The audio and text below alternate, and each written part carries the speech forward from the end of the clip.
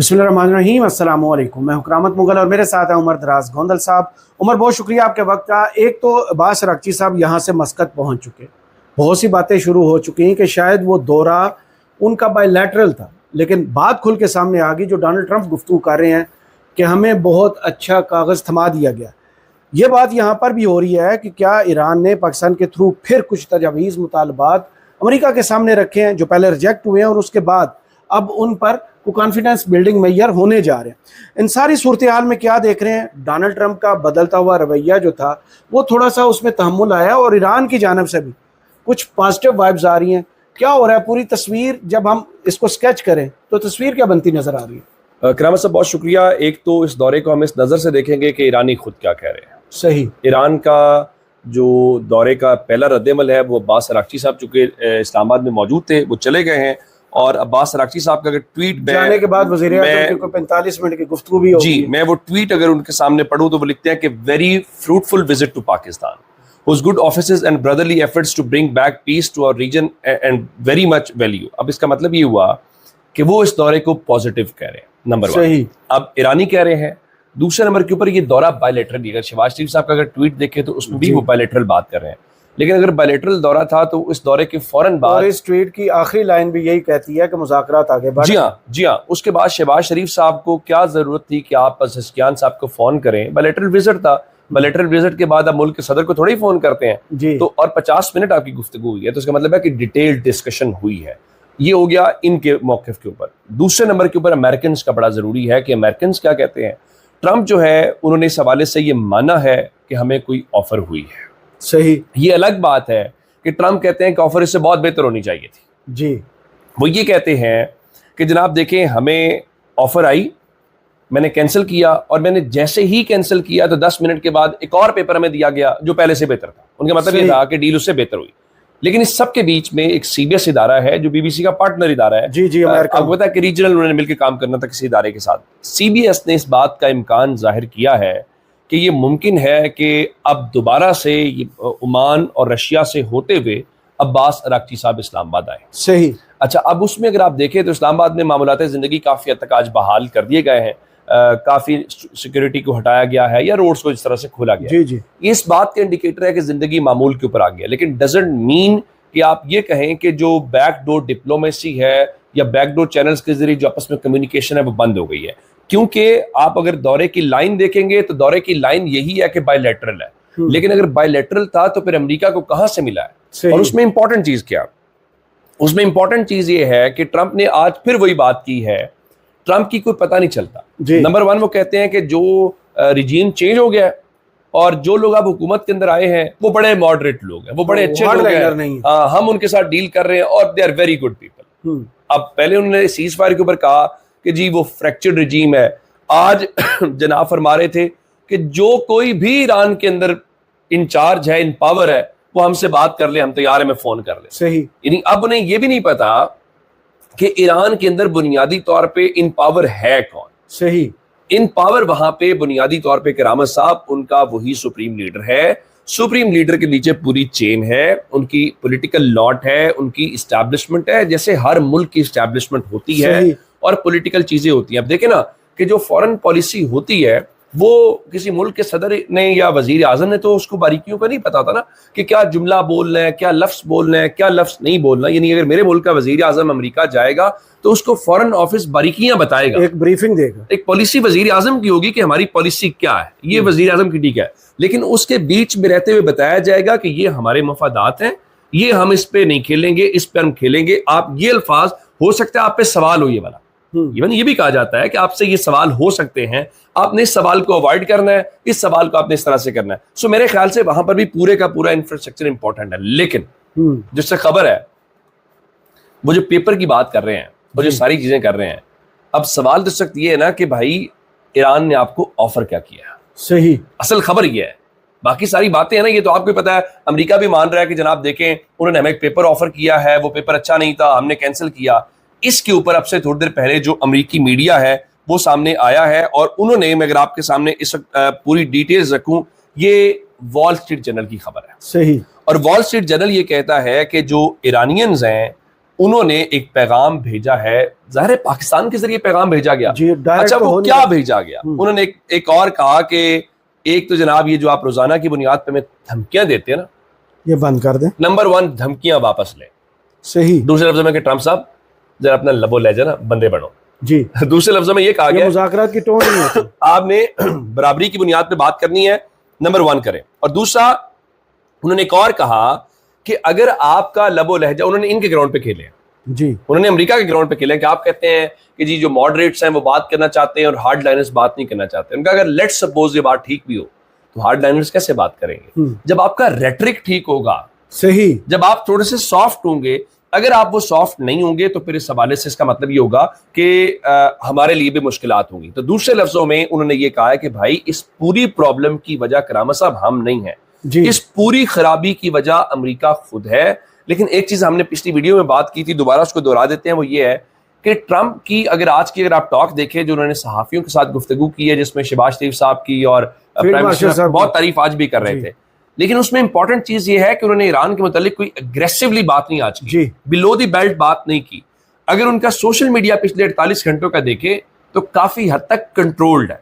अब वो जो बात कर रहे हैं ना वो कि जी हम इसलिए नहीं गए कि देखिए 18 घंटे की फ्लाइट है, ये लॉजिकल बात नहीं है। सही। 18 घंटे ना तो आपने कोई इकोनॉमी फ्लाइट के ऊपर आना था या आपने पीआईए की फ्लाइट पे बैठना था, रास्ते में 15 स्टॉप ओवर होने थे, ये तो नहीं था। अमेरिका का सदर या वाइस प्रेसिडेंट जो है तो प्रोटोकॉल है ना। अच्छा, लेकिन उसमें नजर ये आया कि आप बुनियादी तौर पे जो ईरान को आपका ख्याल था ना कि ईरान रश करेगा, इन्होंने दौरा बाद में कैंसिल किया करामा साहब जी। अब्बास अराक्ची साहब पहले निकल के गए। बिल्कुल सही। अच्छा, उसके बाद खबरें आना शुरू, क्योंकि ये बात ठीक है, बहुत सारी बातें फॉरेन पॉलिसी के ऊपर बात करते हुए हमें मुहतात रहना चाहिए।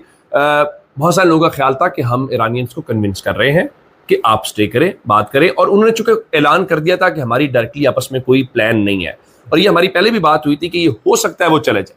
सही। हो सकता है कि वो रशिया और वो, चूंकि देखे ना वहां से को कंसेंट लेके को नहीं, कंसेंट से ज्यादा मेरा ख्याल उस पर ये था कि चूंकि आपने हुर्मज में ओमान जो है वो बराबर का हिस्सेदार है।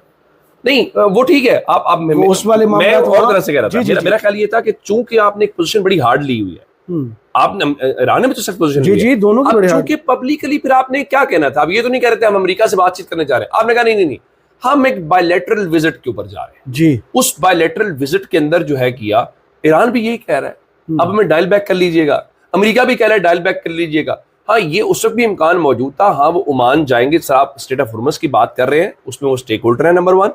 और आज हमारे कुछ दोस्तों ने बात की कि देखें ये ओमान ही था जो पहले न्यूक्लियर प्रोग्राम के ऊपर बात करवाने के ऊपर तैयार हो गया, तो अब हो सकता है कि वो वो क्या कह रहे थे, क्वाड्रिलेटरल इस किस्म का चीजें हो जाए, इस किस्म के अल्फाज इस्तेमाल किए गए। मेरा ख्याल ये है कि वो ओमान को ऑन बोर्ड लेंगे, रशिया उनका एक स्ट्रेटेजिक पार्टनर है, वो वहां पर जाएंगे। हमें पुर उम्मीद रहना चाहिए कि वो वापस आएंगे और पाकिस्तान की जो कम्युनिकेशन है मेरे ख्याल से वो उस हवाले से काफी मददगार साबित होगी। तो फिर बात तो वहीं जाएगी ना कि अमेरिका और ईरान दोबारा अगर यहाँ पे बैठता है तो कौन से ऐसे नुकात हैं जो ईरान सरेंडर करने को तैयार होगा, कौन सी ऐसी चीजें हैं जिसमें लचक अमेरिका दिखा सकते हैं। देखिए सबसे पहली शर्त तो ईरान ने अब यही रखी है ना कि आप आपने हुर्मुज़ की नाकाबंदी खत्म नहीं, वो मेरी नजर में सारी इजाफी चीजें हैं। आप जब बातों पे जाएंगे तो वो क्या बात करेंगे, वो कहेंगे सैंक्शंस हटा ले, वहां पे वो चीजें भी होंगे। वो कहेंगे हमें आपने हमारा इतना नुकसान किया है, हमें इसकी कॉम्पनसेशन अदा करें। वो कहेंगे कि हमारे जो वो एसेट्स हैं जो आपने फ्रीज किए हुए हैं वो दे दें। अमेरिकन कहेंगे जी हमारे वो लोग आपने पकड़े वो दे दें, वो खवातीन छोड़ दें, आप अपनी प्रॉक्सिस को खत्म करें। बहुत सारी चीजें हैं, ये सारे स्टार्टर्स हैं। सही। ये जब आप जाएंगे ना, मेन कोर्स एक ही है करामत साहब, वो हमें खुलकर बात करनी चाहिए। जाहिर है ये इतना सेंसिटिव इशू है, अमेरिका भी उस पर खुलकर बात नहीं करता, लेकिन बिहाइंड दी डोर जब आप लोगों से बात करते हैं, जब फीडबैक लेते हैं, जब एनालिसिस लेते हैं, सबको पता है कोई लड़ाई नहीं है। ईरान का न्यूक्लियर प्रोग्राम मसला है, ना सिर्फ न्यूक्लियर प्रोग्राम, उनकी इनरिच यूरेनियम जो सैकड़ों किलोग्राम में अब आती है, असल सिर्फ उसका तनाज़ा है। अब वो उसका हल क्या निकलेगा। ये जो अभी विजिट है ना, ये विजिट मेरा ख्याल कहता है कि उस मिस्ट्री को सॉल्व करने के लिए है। चूंकि ये हमने पिछली वीडियो बात की, मैं दोबारा वो रिमाइंड करवा देता हूँ, अल अरेबिया वाली। अल अरेबिया ने दावा किया था कि ईरान ने पाकिस्तान को नॉमिनेट किया। ये ईरान भी बात नहीं कर रहा, पाकिस्तान भी बात नहीं कर रहा। अच्छा, उसके बाद चूंकि रशिया के साथ उनका एक पुराना एक्सपीरियंस मौजूद है 2015 का, तो ये हो सकता है कि रशिया उसमें इन्वॉल्व हो। ट्रस्ट डेफिसिट नहीं है ना। आप देखें जो ईरान की न्यूक्लियर साइट थी, सबसे ज्यादा इंजीनियर जो बाहर के किसी और मुल्क बुशहर वाली जो है, हाँ बुशहर वाली, उसमें 119 इंजीनियर जो होते हैं वो रशिया के होते हैं। उसमें कोई शक नहीं। और देखिए ना, उस न्यूक्लियर साइट तो चले, वहां पे उनके न्यूक्लियर पावर प्लांट के ऊपर काम करने वाली बात है ना।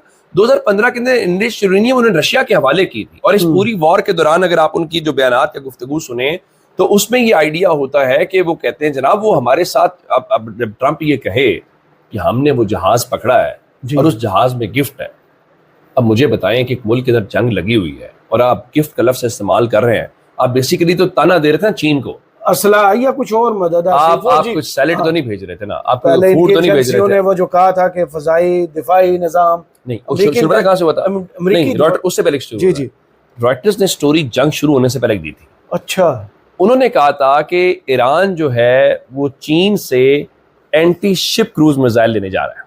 हाँ बिल्कुल, ये नंबर 1 स्टोरी थी। सही। नंबर 2 स्टोरी आई थी कि ये उनको सैटेलाइट इमेजेस दे रहे हैं जी। नंबर 3 ये आई थी कि उनको लोकेशंस दे रहे हैं। सही। फिर आप जो रडार सिस्टम और एयर डिफेंस सिस्टम वाली बातें कर रहे हैं कि उनका एयर डिफेंस सिस्टम रिपेयर कैसे हो रहा है, फौरन रिकवर कैसे हो रहा है, वो सारी बातें अपनी जगह पे आज भी स्टोरी थी। आज भी अमेरिका के गालिबन एनबीसी न्यूज की उनकी खबर थी कि जो नुकसान अमेरिका का हुआ है, जो उनके एसेट्स का नुकसान हुआ है, मसलन ये आपकी जो बेसिस थी वहां पे आपके त्यारे खड़े हुए थे, उसकी भी खबर बड़ी जालिम थी। वो बड़ी जालिम खबर थी। वो कह रहे थे कि ये जो असेसमेंट उसकी आई है और जो बात आप पब्लिकली डिस्कस कर रहे हैं ये उसके करीब भी नहीं है जितना नुकसान हुआ। यानी वो कह रहे थे कि एक तो वो टाइम टेकिंग है, नंबर 1, नंबर 2 वो बिलियंस ऑफ डॉलर्स का है।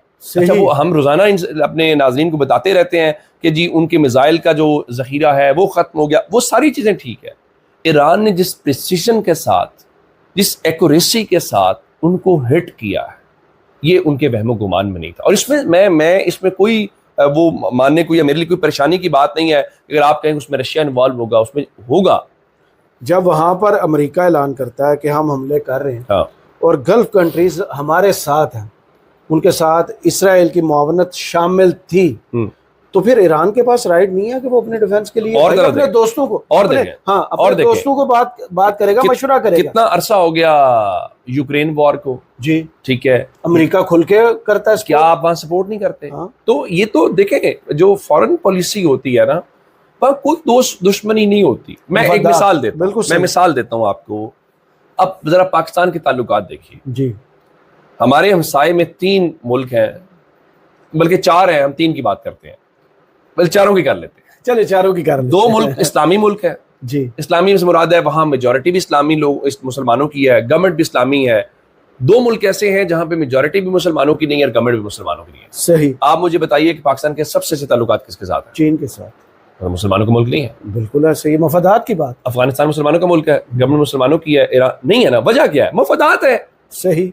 अच्छा, फिर एक और सवाल है, होना तो ये चाहिए था कि एक जमाने में आपको पता है कि चीन के और इंडिया के कितने अच्छे ताल्लुकात थे। बिल्कुल, अभी भी जब उनके ये सारी चल रही थी बॉर्डर पर टेंशन, तो सबसे ज्यादा ट्रेड उनकी आपस में भी चल रही। तो कहने का मतलब ये हुआ कि फॉरेन पॉलिसी के अंदर सिर्फ मफादात होते हैं। उसमें पर आपको याद है ना बाइकआउट चाइना की जब कैंपेन भारत में चलती है तो वो शर्ट्स भी चीन से बनकर आई थी। एक और मजे की बात, ये चूंकि वो बात शुरू हुई जी, कि जब दुनिया के अंदर कई ऐसे मौकों पे ऐसा होता है कि जो इस्लामी ममालिक हैं वो पाकिस्तान की मुखालिफत करते हैं कई इश्यूज के ऊपर। हमने देख लिया कई इश्यूज के ऊपर। अच्छा, बहुत सारे गैर इस्लामी मुल्क आपकी, चूंकि ऑल अबाउट नेशनल इंटरेस्ट, सही, किसी मुल्क का पाकिस्तान के साथ मफाद है, वो पाकिस्तान के साथ है, पाकिस्तान के किसी के साथ मिलता है तो हम उसके साथ हैं। सो मेरा ख्याल ये है कि इस पूरे सिनेरियो के अंदर जो हम बात जहां से हमने शुरू की थी कि अगर ये बात हो कि जनाब उसको रशिया या चीन सपोर्ट कर रहा था, ये कोई मिस्ट्री नहीं है।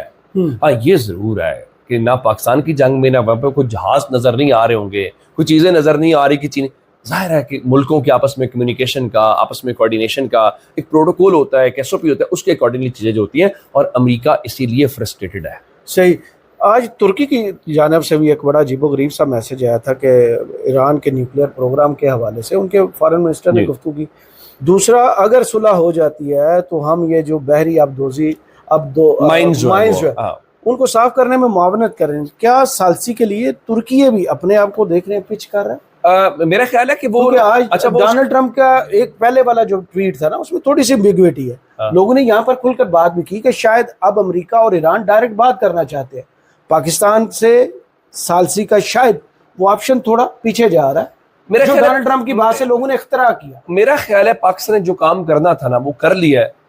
ईरानी उस पर, हमें कोई जरूरी नहीं है कि कोई मेडल हमारे गले में हार पहनाया जाए। हमारा काम था, दुनिया खुद कह रही है, दुनिया कह रही, डिप्लोमेसी। मतलब जो हमने करना था हमने वो कर दिया। अब जो आप बात कर रहे थे, मैंने सुना है उनको, जो टर्किश फॉरेन मिनिस्टर बात कर रहे थे, वो उसको किसी स्ट्रेटेजिक पहलू से बात नहीं कर रहे थे, उसको ह्यूमैनिटेरियन बुनियाद पे कह रहे थे। अगर आप वो अल्फाज भी उनको सुने तो वो कह रहे थे कि चूंकि ये ह्यूमैनिटेरियन कॉज है, ये पूरी इंसानियत का मसला है, तो हम उसमें मदद करेंगे। अच्छा, इसमें मदद तो पाकिस्तान भी कर सकता है, बाकी सब भी कर सकते हैं, लेकिन ये होगा कब?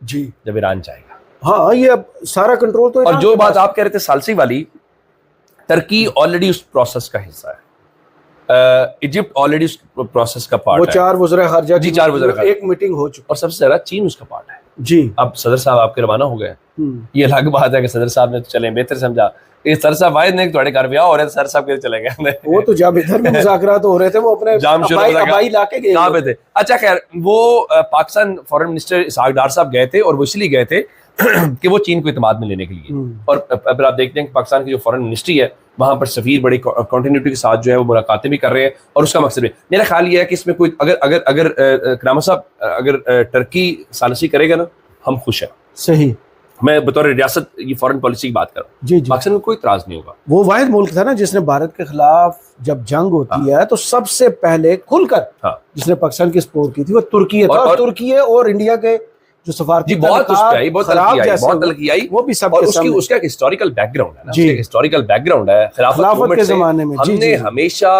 उनके साथ खड़े हुए हैं हर इशू के ऊपर, और हालिया गवर्नमेंट्स के अंदर भी हमने ये देखा है कि किसी किस्म की कोई तफरीक जो है वो नहीं आई। ताल्लुकात पाकिस्तान टर्की के बहुत अच्छे हैं, और अगर हम सालसी कर रहे हैं तो मेरे ख्याल तुर्क भी खुश होंगे, उन्हें भी कोई इतराज भाई भाई है ना। इसी आखिरी सवाल, एक खबर जो मुझे बड़ी अचंभे की लगी, आज पाकिस्तान इनकलाब ने एक खबर जारी की, प्रेस रिलीज कह लीजिए, कि हमने जंगी कैदियों के लिए वो जो कैंप्स बनाने थे ना, वो हमने रेडी कर दिए। ये पैगाम इस पूरे तनाजुर में कैसे देख रहे हैं? वो इस तनाजुर में है कि कल हमने बात की थी कि उन्होंने तीसरा बहरी बेड़ा जो है वो उतार दिया। ये वर्स्ट सिनेरियो है कि खुदा न खास्ता अगर डिप्लोमेसी नाकाम हो जाती है तो फिर कॉन्फ्लिक्ट होगा। अच्छा, कॉन्फ्लिक्ट होगा तो उनका ख्याल ये है, जिस तरह से नाकाबंदी की हुई है, कि हम उस पोजीशन पे ले जाएंगे कि ईरान के जो तेल शेल के कुएं भर जाएंगे, या फिर उनका ख्याल ये है कि हम ग्राउंड पे फौज उतार देंगे। फौज उतारेंगे तो वो जो आप अरागची साहब का बयान आपको याद होगा, we are waiting for that, वो बड़ा जबरदस्त था। जो $1 मिलियन स्माइल थे वो सबसे एक स्टेट्समैन की, और जरा अंदाजा करें उस वक्त कॉन्फिडेंस जब आपके ऊपर बम्बारमेंट हो रही थी, और जिस ठहराव के साथ, जिस कंपोज्ड रहकर जो उन्होंने जवाब दिया, मेरे ख्याल से वो बड़ा हिस्टोरिकल था, और उनको बड़े अच्छे अल्फाज में वो एक नई मिसाल आने वाली। हमें भी मुस्बत रहना चाहिए, क्योंकि जंगें जो होती हैं हमेशा तबाही लाती हैं। अमन होगा तो खुशहाली आएगी। जैसे दुनिया की मईशतें इस वक्त लड़खड़ा रही हैं, डेली आप देखते हैं कि ऑयल मार्केट कैसे शफल होती है, स्टॉक मार्केट कैसे ऊपर नीचे जाती हैं। तो जब तक कम नहीं होगा तब तक खुशहाली नहीं आएगी। इस वीडियो से मुझे और उमर दराज गोंदल साहब को इजाज़त दीजिए। अपनी दुआ में याद रखिएगा, और कमेंट्स बॉक्स में ज़रूर बताइएगा वीडियो आपको कैसी लगी। अल्लाह हाफिज़।